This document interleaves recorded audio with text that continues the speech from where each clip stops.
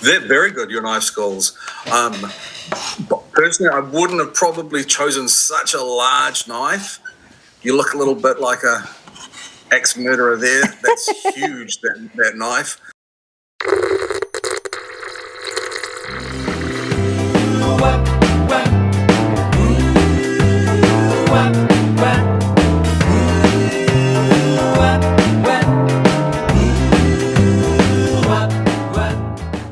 Hey guys, this is Katie with Vintage and Vinyl, back with another great video for you today. And in this video, I am very excited because I am cooking with our very own Nate from New Zealand. I've got him on voice call and we are going to cook one of his signature dishes. Now, this will be a series on my YouTube channel, so stay tuned for more fun cooking content. And of course, if you're not following Soul Nate, you better go follow him over on YouTube and on Instagram. He posts some fabulous content and is part of the Tales from the Triptych series we've been rotating between my channel and Patrick's channel on Sunday night at 8 p.m. So make sure you go follow Nate. I will link him down below. And I can't wait to tell you all about this dish. So I've got my apron on and let's get cooking. All right, guys, we are in my kitchen, an unusual spot for a regular Wednesday video, but I am so excited to be cooking with Nate. I've got him on voice call here, and I'm gonna have Nate tell us a little bit about what we're cooking up. It's one of his signature dishes, and I am excited to see if I can cook this and definitely see if my knife skills are up to par. So Nate, what do we have going on? Hi everyone, thank you for tuning in.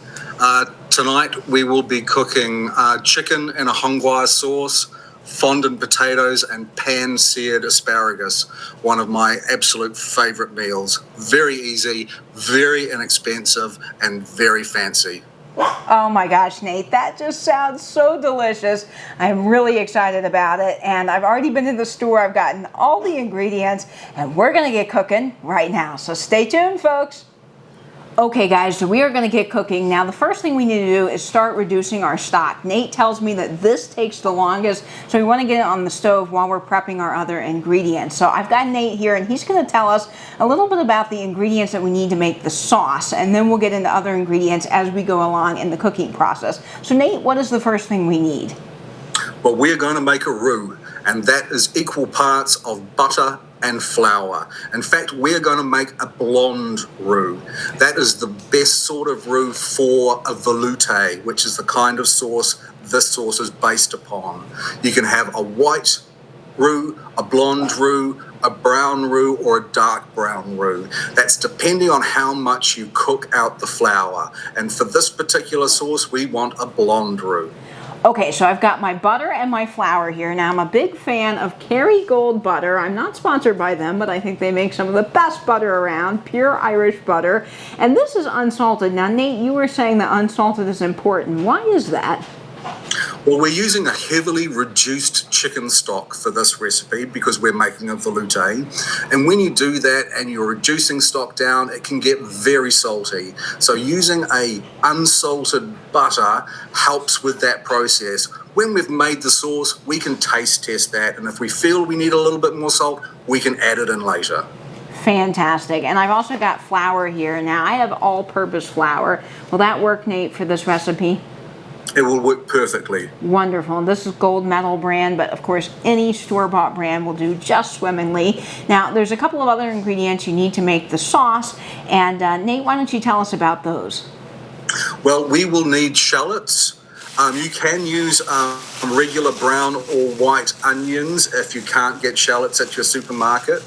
We'll need a white wine. You can use a Chardonnay or a Sauv Blanc, whatever you like.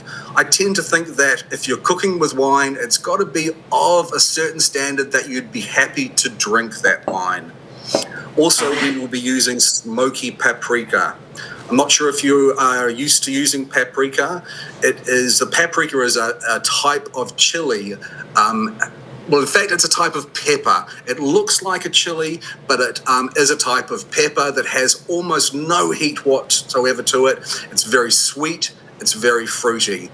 And when these peppers are picked and dried and ground, if it's got cayenne pepper added to it, it is a regular standard paprika. If it is smoked paprika. In that drying process, these paprika peppers are actually dried over an oak fire. That's what gives it that wonderful smoky taste. That is so interesting, Nate, because I was looking at the paprika aisle and I never noticed that there were two different kinds. Of course, we in America are so used to just that standard paprika that you sprinkle on your deviled eggs, and so it was really neat getting to learn that there are different types of paprikas. And Nate had actually done some research and he recommended a couple of brands I unfortunately couldn't find, but he said that they were the best. And Nate, you watched a taste testing video? I did. I watched a taste testing video, and I think it was America's Test Kitchen. I don't remember the name of the middle of the road the one that they decided was middle of the road. I think the one that they didn't particularly like was a brand called McGregor's, and the one that they really like was called Simply Organic. We have Simply Organic at the store, but unfortunately a limited stock, and that McCormick brand is quite popular in the U.S., so I'm really surprised it got low marks. But the closest and best one I could find to Nate's recommendation is Spice Island Smoky Paprika. And so I'm really glad I was able to find something with smoke in the name because our grocery store had a limited stock. I also picked up some wine, so Chardonnay wine, and I think Nate is right about that. You want to pick up something that, you know, you'll drink later, something good enough for the sauce. And then I've also got my chicken stock. Now this is unsalted, and Nate, you talked about the unsalted stock and butter. So this is just Swanson's cooking stock. You need 1 container of the pre-made cooking stock. The little bouillon cubes I don't think will work well for that. Is that right, Nate? I don't think so. I think they are very high in sodium. So this is definitely something I was excited to get at the store for this recipe. And we also need some heavy cream. Is that correct?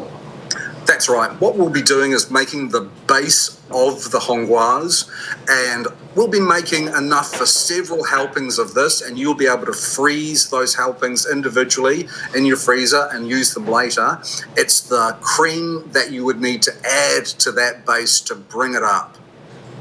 Fantastic. Well, guys, I am so excited to get started on the sauce. We're going to start by reducing our chicken stock, and I'm going to show you a little bit of that process now. But Nate, can you explain exactly what reducing means?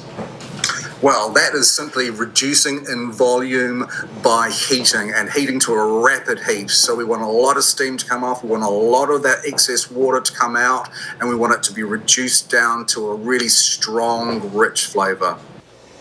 Okay guys, we are heating things up on the stove, and I have a skillet here. Now this is a 12-inch wide mouth skillet. Nate, why is that important for reducing this stock? Just about speed, really. You can reduce it in any saucepan you have, but the more surface area that's here, the more evaporation, and the faster this will happen. Fantastic. So I've got 4 cups of the Swanson chicken stock, unsalted, in a large OXO measuring cup here, my favorite. Again, not sponsored. I just love the way these measuring cups work. And I'm going to pour this into a pan that is hot, hot, hot. So we have this on high, and I'm pouring this all in here. And Nate, how long are we going to let this reduce for? Well, we're going to have to reduce it for as long as it needs. We want to get basically under a cup, somewhere between 3/4 of a cup to a cup. So we'll continue to measure this as we go off camera until we get to around about 3/4 of a cup. Fantastic. Now, Nate, do I need to be stirring this constantly while this is reducing, or can I just set it and check on it occasionally? You can just set it and check on it occasionally.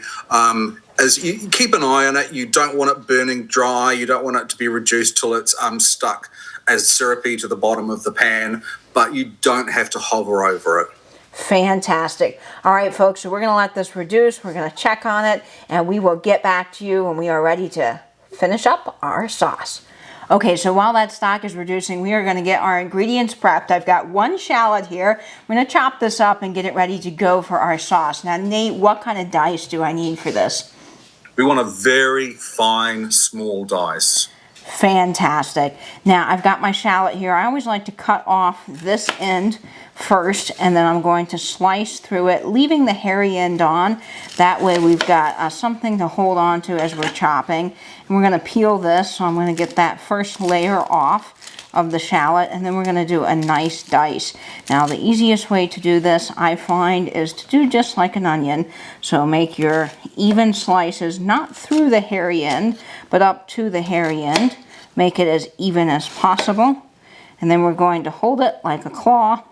Make sure that you're ready to go. And then we're just going to dice this way. And since it's a fine dice, we'll go back through and almost mince it. And then you can just get rid of the hairy end. So that is one part of the shallot. And we will do this, continue to do this with the other half once I get to that part. So we will just get this all nicely chopped. Even is the key. Is that right, Nate? That's right. One of the first things they teach you when you go to culinary school, not that I did go to culinary school, is consistency of cut is consistency of cook. So you always want those things to be the same size so they cook evenly. Yes, that's exactly right, Nate. So it doesn't need to be exactly perfect, but the more that you can get it uniform, the better off it is. And I'm going to get this pretty fine. There's lots of sort of old wives' remedies. I've heard that if you suck on a lemonade popsicle, it can help while you're chopping onions. Oh, wow. That's fascinating, Nate. Okay, so we're going to do the same thing. I'm going to cut through the shallot, but not all the way through the hairy end, so that it's still intact, making even slices. And then I'm just going to do a nice fine dice until we get to that hairy end.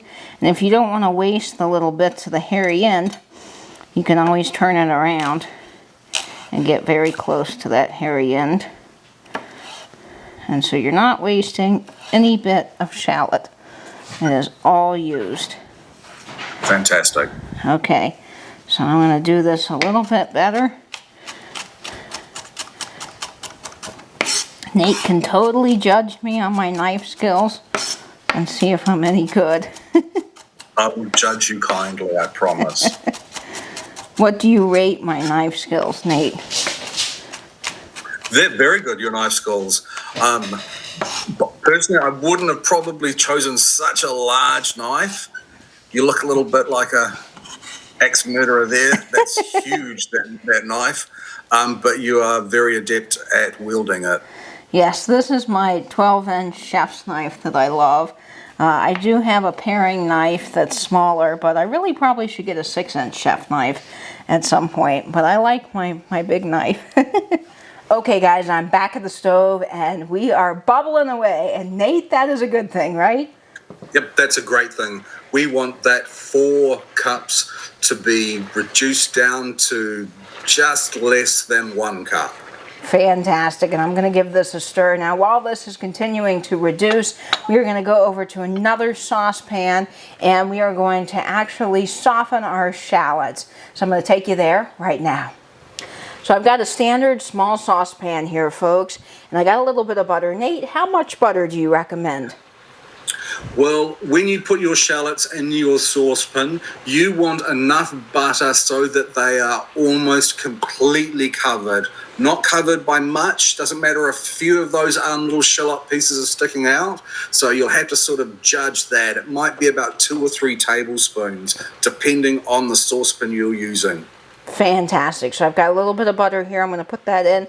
Nate, how should I set this on the stove? Should we do a low to medium heat or high to medium? We want a medium to low sort of a heat. Fantastic. So I'm going to get that started on the stove, and then we will get our shallots softened up, folks. It's going to take a minute for that butter to melt down, and I'll be right back with you.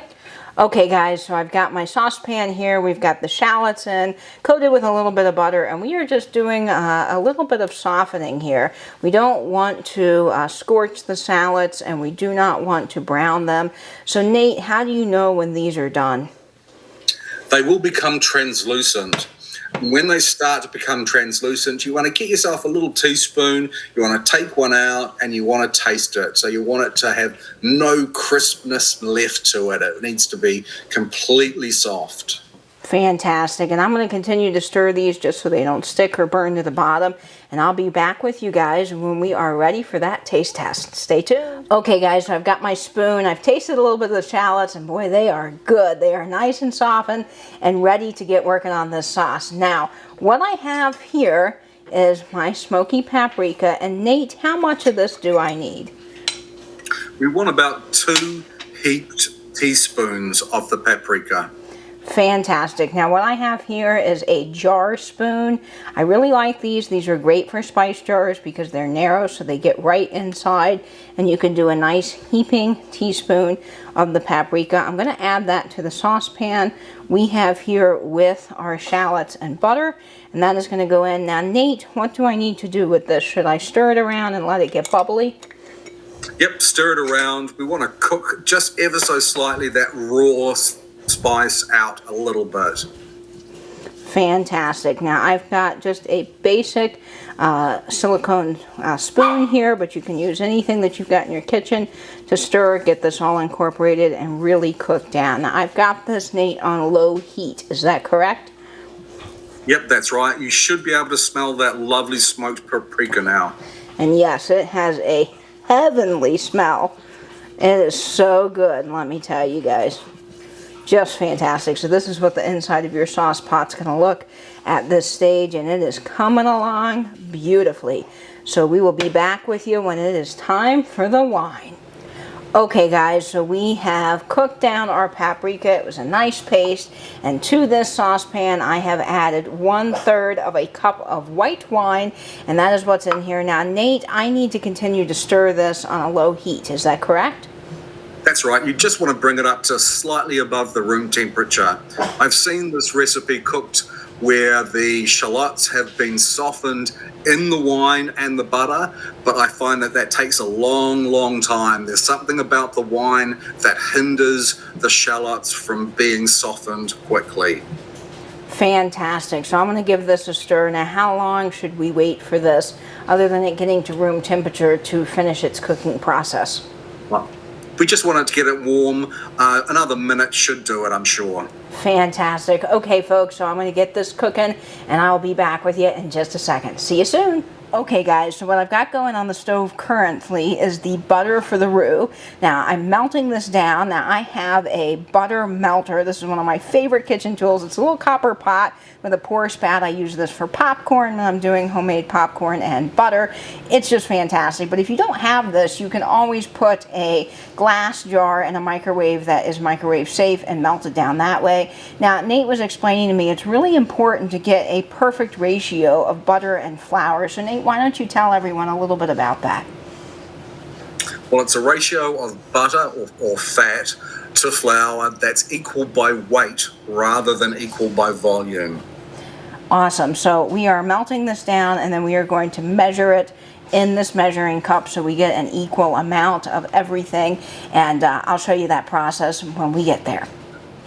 Okay guys, so we have measured our butter, and now we are going to measure our flour to get an accurate measurement for the roux. So Nate, what do I need to do here? Well, we've measured that. We have 1.3 ounces of butter, so we want to get a nice dry ramekin and measure out 1.3 ounces of flour. Fantastic. Now we are at 12.3 ounces for the ramekin, and that is important to calculate its weight.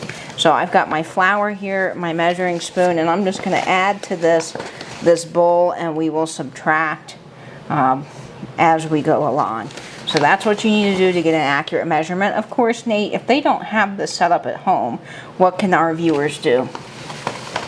I would then try the process of making it to volume rather than weight. You might want to just cut back on the flour a little bit and add it in a little bit at a time, but I would imagine that it should not make too much difference. Fantastic. Great, Nate. Thank you. Okay folks, so I've got the butter in the pan, and this is just a 10-inch skillet. As Nate mentioned, you don't need a large skillet for this, so this is going to be perfect. Now of course you can also use a high-sided saucepan if you like as well. And I've got my little helper Louie down below who is tugging on my apron. She wants a part of this meal. It's already smelling so good. Oh, great. All right, so I'm just going to continue to stir that. Is that correct, Nate, or should I just let it get bubbly? You can let it sit. We just want to wait for it to get a little bit of bubble come up. Fantastic. So guys, we'll be back with you in just a second when this is all heated up and ready to go. Our butter is finally bubbling up a little bit. We got this on low heat, and now it's time to add in our flour. I want to do this very gingerly, so we're going to start with just a teaspoon of flour here and go very lightly and just stir that around. We do want to stir this constantly as we are doing this to make sure the flour is all incorporated. So Nate, we are doing about how many tablespoons of flour? Between 3 to 4. We'll see how we go with it. So that's one, and it's starting to thicken up a little bit. Let's try putting another one in, and again stirring it all around with the spatula. And you want to make sure each batch is mixed in before adding another, right, Nate? Yeah, absolutely. Fantastic. So no bumps or lumps in this at all. We want this to be very nice and smooth and a nice thick consistency. So I'm going to add another one in. And once we get all these in, we will be back with you to show you the final result. Stay tuned. All right, so we've added in all of our flour. We got a really nice consistency here for our roux. It's sort of paste-like, but now we need to add some more color to it. So Nate, what are our next steps? We want to just keep this through. We want to brown that flour, which will make it nice and nutty tasting. So we want to pat it down and leave it there on the heat, and then after a few minutes we'll mix it all up again and pat it down again. So we're going to render out this flour essentially. Absolutely. Fantastic. All right guys, stay tuned. We will be back with the rest of this coming right up. Okay, Katie, is that starting to smell a little bit nutty? Yes, it is, and it's getting a nice kind of brown color. It looks great. So what we're going to want to do is we're going to want to put in our reduced chicken stock into this. And you might want to grab a whisk, because I think the whisk is probably a little bit better than the spatula at this stage. Fantastic. So we'll just pour this in slowly and start whisking, correct? Yep. Fantastic. Now I've got this on a low heat. Yep, nice sizzle there. That's just what you want. Beautiful. Oh man, I'm telling you guys, if we had smell-o-vision, you would be loving this right now. It smells so divine. Fantastic. Keep on pouring that in. Okay, now put it to the side. Just save that last bit and give that a nice, good, solid whisking so we can make that into a real creamy consistency. Fantastic. Okay guys, we are going to get this all nice and whisked up, and we will be back with you very soon. Wow folks, this is such a great consistency. This coats the back of the spatula. It is fantastic, very voluptuous. Is this what we should be seeing at this stage, Nate? This is exactly what we want to see. It looks perfect. It looks smooth. It looks creamy. All we need to do now to finish the base of this sauce is to add the shallot, wine, and paprika mix. Fantastic. So I'm going to pour that in right now, folks, and get this all combined together. Oh, this is just so heavenly. And I don't want to waste any bit of it, so I'm going to scrape every drop out of that pot there because, man, oh man, this is just stellar. All right, folks, the sauce is coming together so well. It is just fantastic. We've got a wonderful consistency here. And to this pot that we have on low medium heat at about a 3, we are going to add our heavy cream. Now, Nate, how much heavy cream do I need to add to this?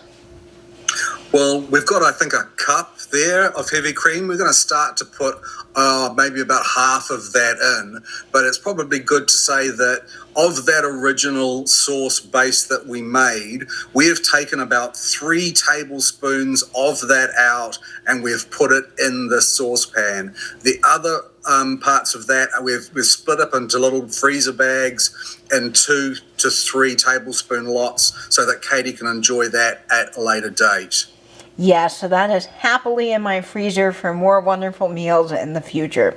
So I'm going to start with half a cup of this cream, and we're going to whisk this in. And I've got that on about a 2. So this is just fabulous, folks.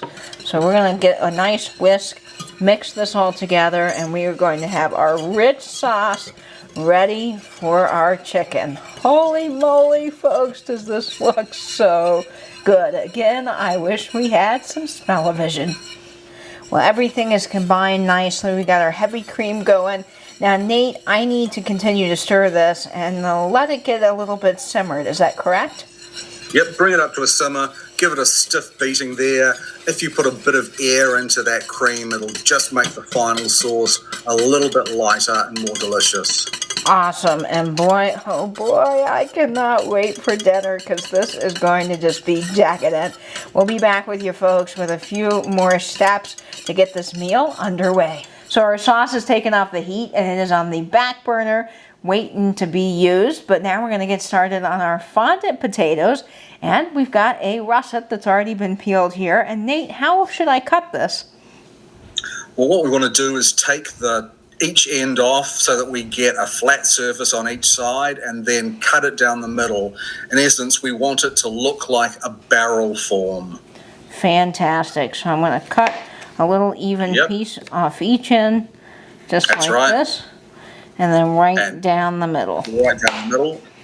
And put it up next to the other potatoes that you've cut, and let's see if the height is the same. No, this one's a little bit taller, this other one over here. Okay, so cut the end bit off that a little bit. You'll attain more flat surface area, which is good. That's what we want. Fantastic. Perfect. These look about the same height. So we are ready to rock and roll with the potatoes. And I've already prepped the asparagus as well. So I've got the asparagus here, just enough for one person. And I have broken off the ends. So we've got a nice short bunch of asparagus here. Of course, if you've got more dinner guests, you can always make more, but since it's just me, this is what I've got for now. And we're going to take you over to the stove and finish cooking. Okay, folks, we're finally back on the stove. We've got our potatoes that we've cut into barrel shapes in a nice size saucepan filled with water, just covering the potatoes. Now that water needs to be cold, and that's something you should always do for vegetables that grow under the ground. Why is that, Nate? I'm not exactly sure what the reason is. It's just the golden rule of cooking. If it grows below the ground, you start it in cold water. If it grows above the ground, you start it in boiling water. That is a great tip.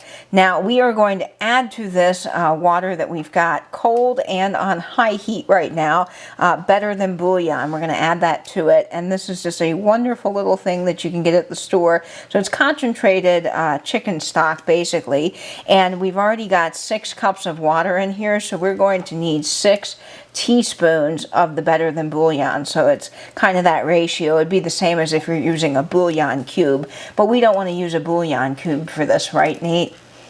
Too salty, I think. Even though this particular product has quite a high sodium level, I think the cubes would have an even higher one.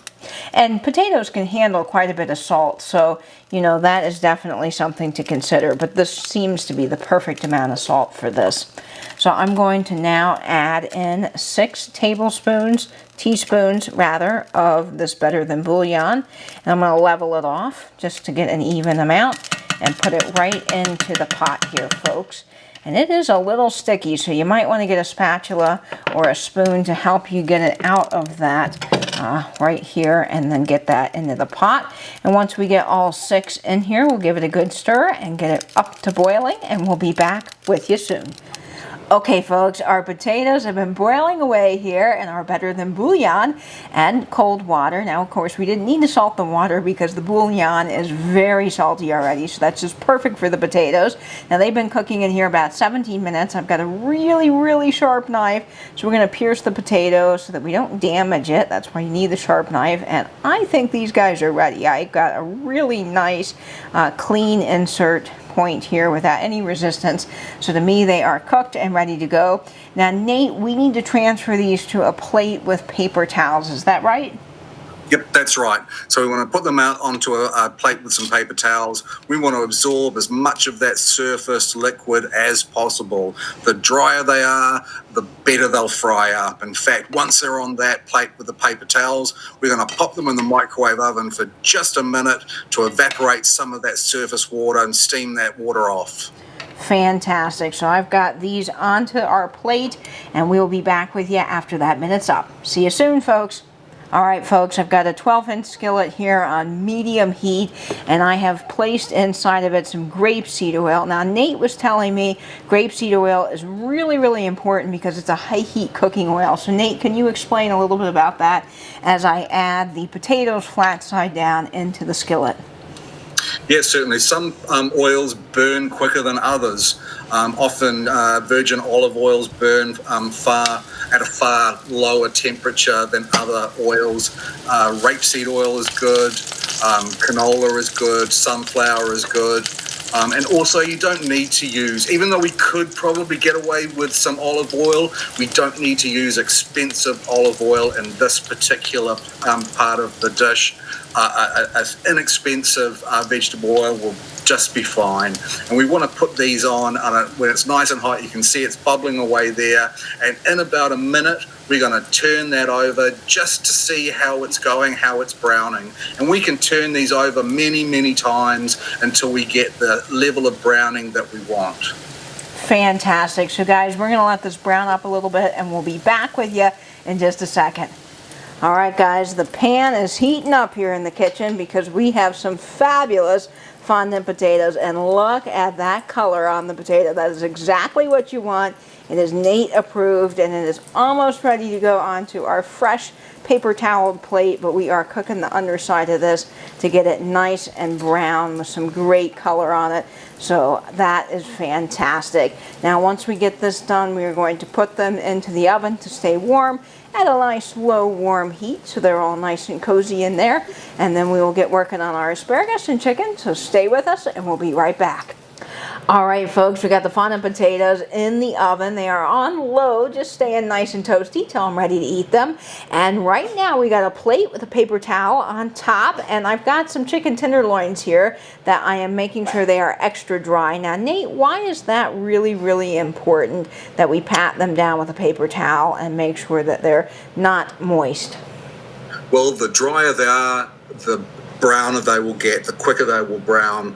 When meat's proteins brown, it's called the Maillard effect, and it is a reaction with the proteins and the enzymes, and that's what makes meat delicious to eat. Also, we don't want to salt these too early. Salt will draw moisture out of the chicken, and we want it to be as dry as possible. That's why we are salting it now, just before the cooking.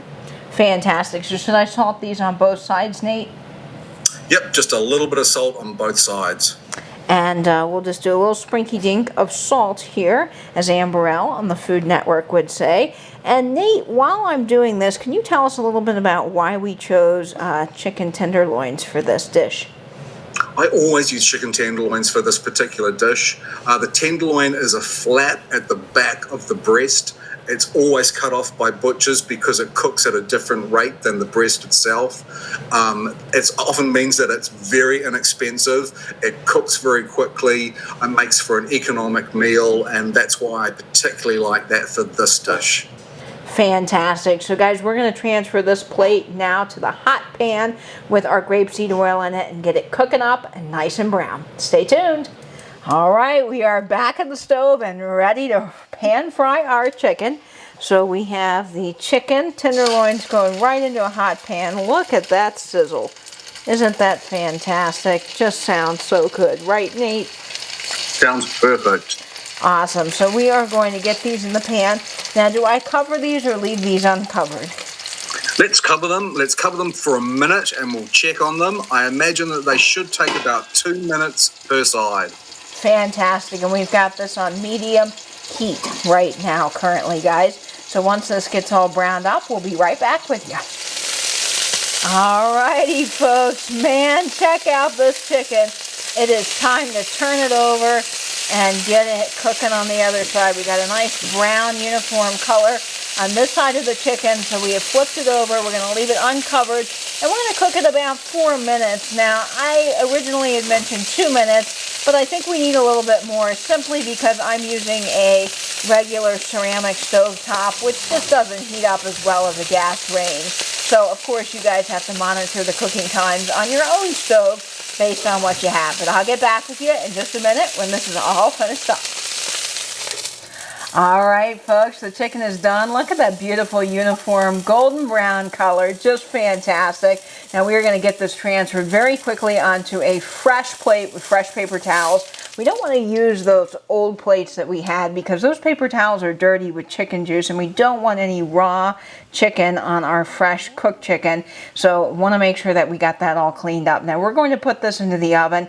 And Nate, why do we need to put this in the oven and let the chicken rest? Well, after you cook any protein, you need to let it rest. If you cut into that protein immediately, all of those wonderful juices are just going to run right out of it. As a rule of thumb, you want to rest it for about half the time that you've cooked it. So we'll have it in the oven plenty of time. It'll be kept nice and warm in there while we pan fry our asparagus and bring our honghua sauce up to a nice temperature. All right, Nate, we got the chicken in the oven. What's our next step? Now we need to pan sear the asparagus. So that pan is nice and hot. We don't need to clean it out. It's got some hot oil in there. Doesn't matter about those tiny bits of chicken. Doesn't matter about those tiny bits of potato that may still be in there. We just want to chuck our asparagus in, make sure it's nice and coated with that hot oil. And we want to probably give these about 2 minutes and then flip them over onto the other side and give the other side 2 minutes too. These are pencil thin. Katie managed to get some really, really good quality asparagus. If the asparagus you get is more about the thickness of your finger, you can still use it, you can still pan fry it, but at the end, you just want to get about 3 or 4 tablespoons of water into a little ramekin. You want to toss that into that hot pan and put the lid on, and that'll just steam that thick asparagus to be nicely cooked. Fantastic, and I was very lucky with this asparagus, and I love thin asparagus, so this is great. Now all of those bits of chicken and potatoes and hot oil is going to be flavor enough. We didn't need to salt these at all. They are just going straight into the pan like this, and the sizzle is happening, folks. So we'll get back with you when all of this is ready to go, and man, oh man, I am looking forward to a scrumptious meal. All right, Nate, so I think we've got the asparagus ready to be flipped. Now, what are we looking for to know when they're ready to be turned over? You want to see a few charred edges, especially along the tips, along the flower parts of the asparagus. They get really tasty when they get a little bit of color on them. They really do, and I just love fresh asparagus. There is nothing like it. So I'm turning all of these pieces over. We're going to get them cooking up just a little bit more. And Nate, how do we know when these are done? Well, after about a couple of minutes, we should know that they're done. They've had enough time in that pan. Each side, both sides should be a little bit charred. And then we'll take them out. We'll put them on a plate with some paper towels just to absorb any extra oil because we don't want that on the plate. Fabulous. All right, guys, we're going to get this finished up and we'll be ready to plate very soon. So stick around for that final taste testing. Oh my goodness, folks, my mic pack battery died and I didn't know it until after we recorded this segment. I was so bummed to find out we had no audio at this last part of the video. So we are doing a recap play-by-play for you after the fact with a nifty voiceover. Thank goodness for voiceovers in times like this, because you can't really recreate this moment, but I wish I could, because man, oh man, folks, this recipe was fantastic. It was one of the best things I had eaten all week, and Nate is just an expert cook, and he makes some really affordable and easy family meals for everyone, and these are the types of meals that make you feel like you're eating in a fancy restaurant, but in fact, you're really eating at home for a very inexpensive price. So I will break down the costs of this recipe and link it in the description box, as well as the ingredients and the step-by-step recipe. That way, if you guys want to cook this at home, you most certainly can. It will be in the description box, and you can follow along and cook with this video as you watch it, which would be really fun. So if you cook this recipe, make sure that you leave a comment down below. Let us know how it turned out, or you can tag us over on Instagram. My Instagram is vintage_and_vinyl, and Nate is at SoulNate. And oh my gosh, folks, I'm about to try the chicken, and this is so good. It is absolutely the most tender chicken you'll ever eat. And that sauce, I could just drink it by the gallon. It is to die for.